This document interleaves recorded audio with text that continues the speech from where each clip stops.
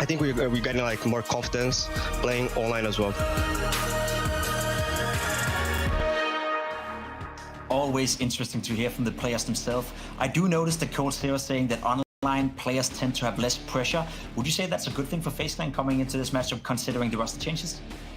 I think for Bimas, whether it's online or not, there's going to be a lot of pressure for him in particular, right? And if you look at the other teams, I do agree. I mean, this has been said quite often so far. Some of the teams who aren't the land beast, so to speak, right? They have been performing quite on point. The online scene, you know, playing from the comfort of their own homes, no crowd around, none of the pressure of the media, the crowd, whatnot, really helping matters out.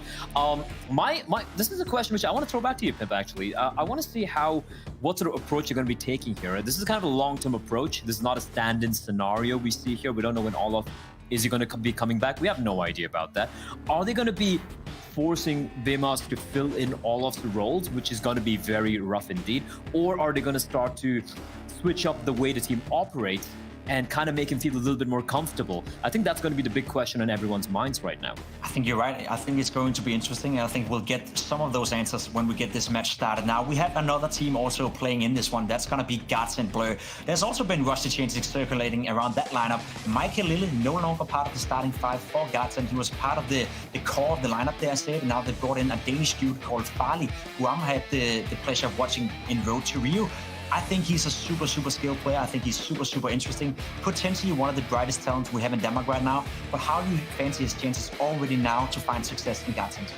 I think this is a great pickup. This is a very great pickup. Nothing against Michael Lele. I mean, he was a guy behind this, you know, the lineup coming together. But this, in my eyes, at least based on a very simple eye test, is a definite upgrade, right? They need the star power. And Michael Lele, while he might add some intangibles in the server, coming to just the offing side of things, I think Frolic is definitely someone who's really stepping up. And also, I think it's a great time to add him in the lineup. You're playing online games a lot right now, and I think for him it's going to be less of pressure as well. You got able teammates in the form of Crystal, Madden, Sticko, and of course Zen as well.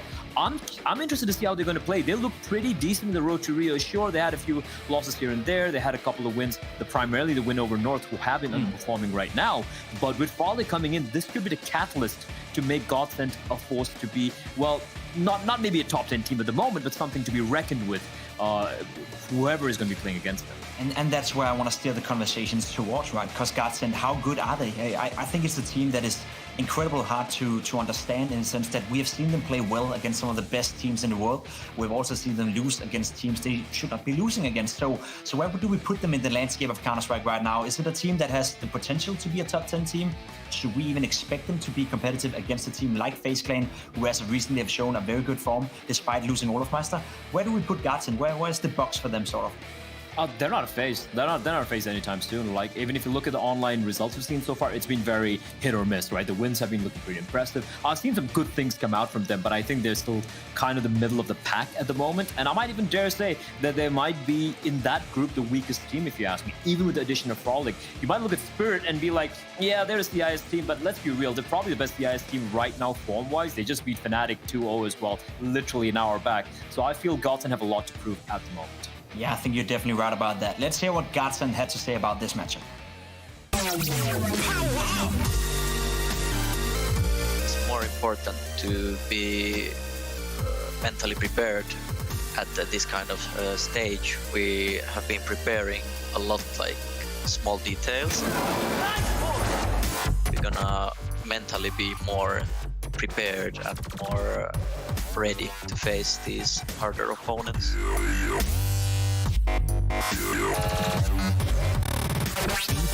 For Godsent, but you can definitely maintain hope. Hold on, Sticko caught with a nade out, makes it around the corner, and even goes to short to find one a second as well. He is determined to make up for past mistakes. The nades, the molly. Oh, that's tragic, and Sticko aces the final round.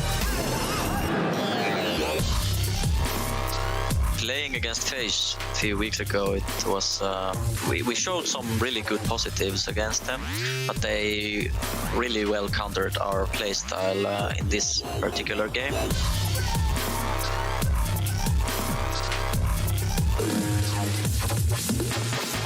We're gonna be more prepared and more like abuse their playstyle and take it advantage from that. Super interesting to see what Godsent have to offer. I think when Sen is saying they showed potential against FaZe Clan, I think he's spot on. But question is that enough against the FaZe Clan that as of recently have shown a pretty good form, despite the fact they just lost all of them?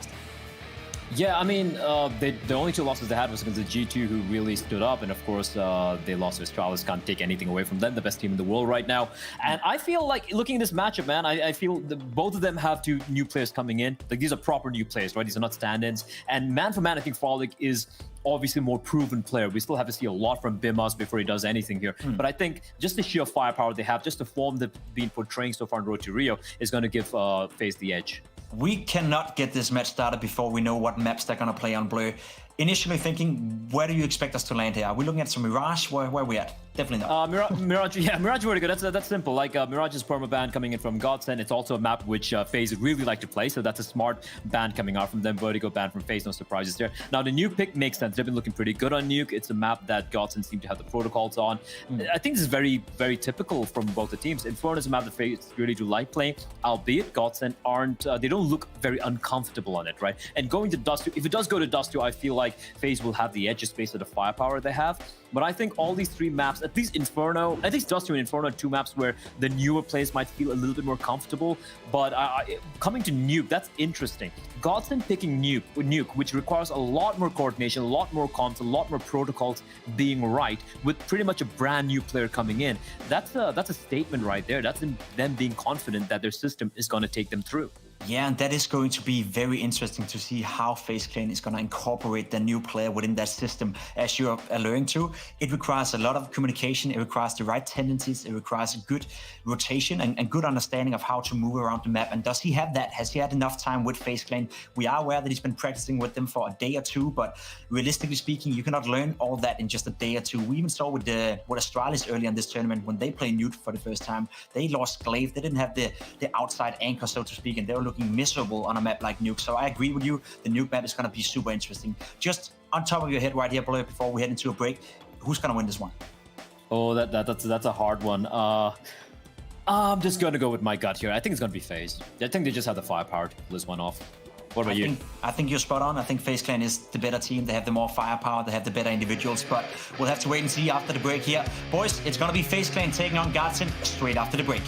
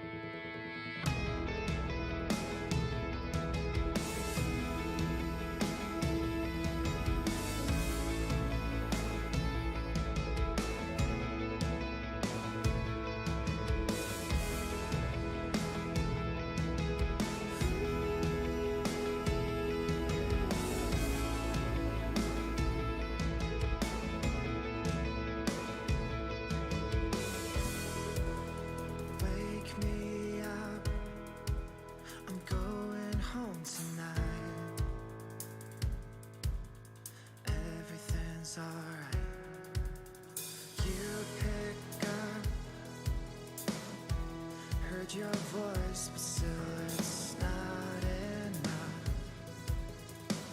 'Cause I need us. I swear it's the last time I'm going. 'Cause I know we got that something. It lights up the dark at night. So you keep the engine running, and I'll be the headlights. You and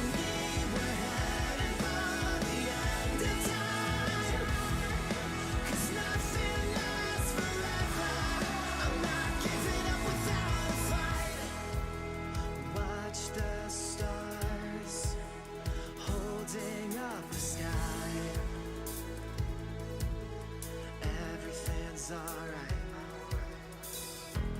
I don't know where you are, but I know you see it too. I'm coming back to you. I swear it's the last time I'm going. 'Cause I know we got that something. It lights up the dark at night. So you keep the engine running, and I'll be the headlights. You and me were headed for.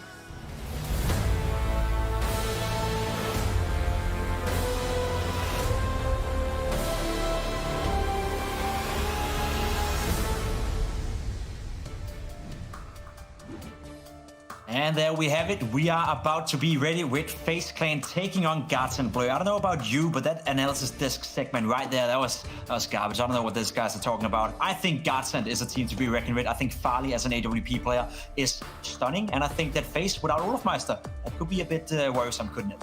It could get worrisome, but also I feel like it's testing grounds. I feel this entire tournament has been testing grounds for a lot of these teams. And of course, coming into Nuke, it is going to be the testing ground. And I feel it's going to be more pressure on Godsent right now. They picked this map, and it is a map where they would be obviously looking to win. It's a map they're very comfortable on. And I want to see where they're going to be placing Farlig. And for Faze, it's more about feeling things out. You know, it's not their map pick. They have a couple more maps coming in. And I, for one, I'm ready for this one. I'm ready for this bad boy. Faze being the clear odds favorites here, provided by Betway, and also the favorites considering they're starting on the CT side. Bimas here, opting towards ramp, taking over Olofmeister's spot, and that's going to be a rush going towards ramp. Cold here in a good position here, though. Gets the first one, gets the second one, almost the third one. Bimas not falling away, or is he? There we go. Can't really figure out what decision he has to make. It's a 3 versus 3 all of a sudden. Cold Zero getting off to a good start, but Bimas a little bit unsure whether to not fighting with him or falling back. Pick the middle decision right here, and it seems like the round has slowed a bit down. Yeah, that was a little curious. I felt like, I don't think it's just him having to make the decision. I felt like comms are a little bit off, but Nico's position, this is brilliant. He spots the bomb out, 2 bullets, 2 kills. Thank you very much. And it's all on Crystal now. And he's floating around the lower bomb side back. Vance is going to be making his way upstairs. But the bomb down and the 3 CDs alive. He's got a lot of work to do, does Crystal. He's going to be creeping up. And he spotted Nico. Now we do have the reinforcements arriving. He finds 1, 2 more to find. He's going to pick up the bomb though, but this is going to get a little tricky indeed. Sure is, and he gets taken down by Rain, and I guess that's the start you want if you're Faze Clan. Getting Cold Zero ready, getting Nico ready, the 2 superstars off this lineup. We get to see it one more time here from Cold Zero. Just nice and crispy. And then we asked about it coming into the game. Bimas